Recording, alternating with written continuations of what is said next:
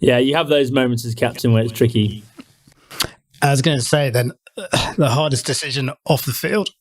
Well, I think, if I'm honest, I think the decision to retire when I did, I think that felt really hard because I knew what a big decision it was, and I was still playing well enough. Like, I could still go on for another couple of years. So for me, I think it was one that sort of tortured me for a while, actually, as I suppose all retirements do one way or another. But for me in particular, I found that hard. I felt myself really sort of pulled between my need and desire and want to be around for my kids and obviously my sort of obligations to English cricket, and that's always a tricky sort of mental kind of procedure to go through to figure out what comes out first.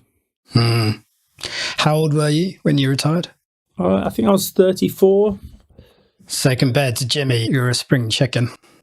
Yeah, exactly. Yeah, I mean, he's obviously the outrider in all of this. Like, nothing of what he's done makes sense to anyone, quite frankly, especially as a bowler. But I think what's that shown is he's retained the motivation and the desire and the hunger and all that sort of stuff you need to be a performer at the top level. And he's been brilliant with lucky with his body in a way as well. But I'd certainly got to a stage where I felt like I'd pretty much achieved everything I wanted to in the game. And so I was worried that I was going to keep doing it potentially for the wrong reasons, which were like, money and whatever, which is not the right reasons to be playing cricket for England. Did you have an immediate plan after that? Not specifically, no. I mean, I always wanted to sort of give myself a bit of time, and I knew that I'd probably get some opportunities with Sky doing the commentary stuff, but I just wanted to sort of get away from it all and put my career to bed. So I sort of wrote my autobiography and then start the next chapter. But I'm sure we'll get into it later. That wasn't an easy process, and I don't think it is for anyone, actually.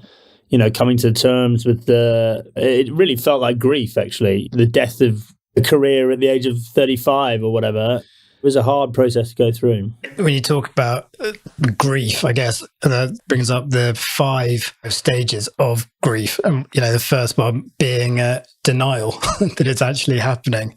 And the second one being angry.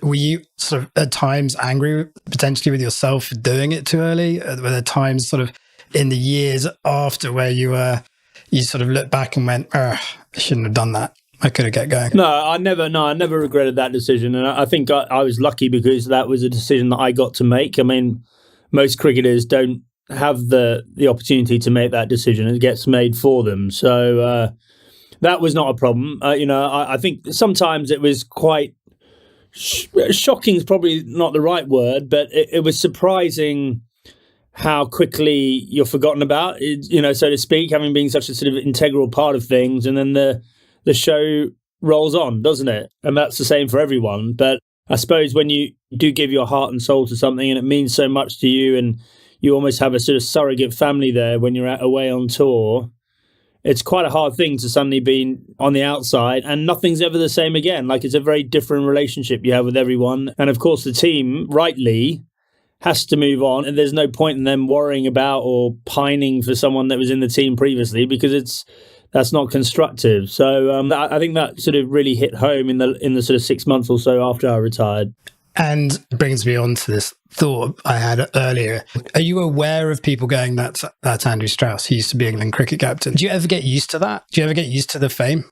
Well, yeah, I mean, I think fame's probably the wrong word for me, really. I mean, I do get recognised occasionally, but, people always almost exclusively very respectful, and it's a great feeling to know that people, you brought some joy to people's lives or whatever, or there were some memorable moments that will stick with them for a long time. So I think if you ask Ed Sheeran or someone or what fame's like, I think he might have a different answer to me.